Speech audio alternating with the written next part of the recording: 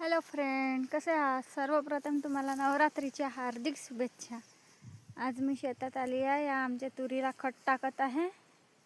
इकडला भाग आमचा झाला टाकून, इकडला भाग राहिला आहे.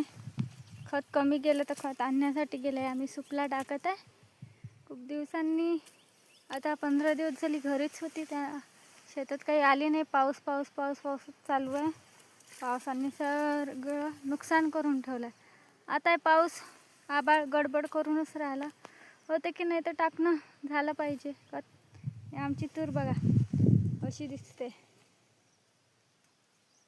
एवढा आमचा भाग राहिला आहे टाकाचा. आमचं खत कमी झालं आहे तर आता ते थैली आणायला तिकडं गेले आहे.